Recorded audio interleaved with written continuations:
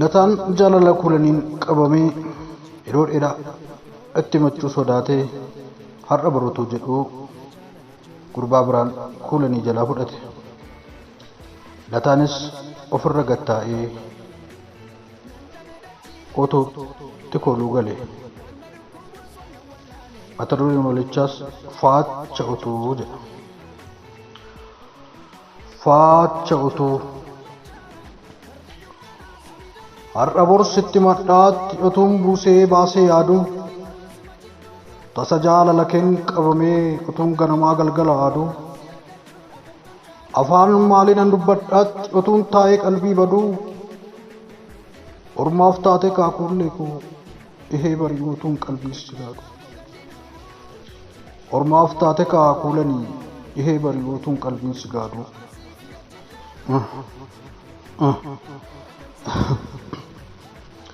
Maalan godha gaasilaa takka ona saaman isiin na jalaa na xof nyaate saalfiif daboomee ta'ee dabeessa jaalala dammatoo boo'ee maraadhee otuun si deeffadhe natti tola na dhageessinnaa laataatti kun warras bu'aan oola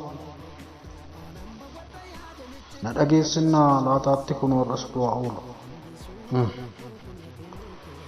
Naammoo deebitaa kullee ammatuun qullaa buusee maraadhee na qarqaartaa laata ammatuun naagaloo jaalalaa galfadhe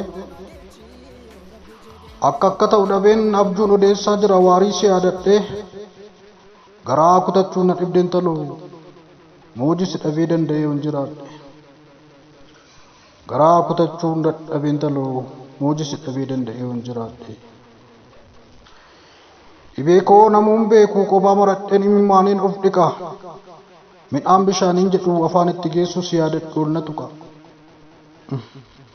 Halkan hirriban qabu ciisichitti guddadhe fayyaa na quqquuqa.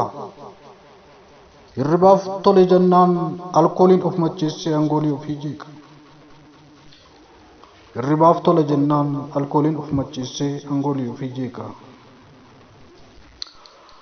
Na dhukkube kuula koo utuun natti taate dhibee mata dachaa yaadamu naaga malee eessaan si fidaa miti joorus si barbaacha. Silaa na xof nyaate nan jiraadha akkan ta'etti quba of nyaachaa si dagachuun ta'an taatu kullee si yaadaatuman oolee bubbulaa utuu jechaa gola onnee koo jaalalli keetti biqilte siin dhaaba siidaa utuu siidaa cinatti faachaa. Gola onnee koo jaalalli keetti biqilte siin dhaaba siidaa utuu siidaa cinatti faachaa.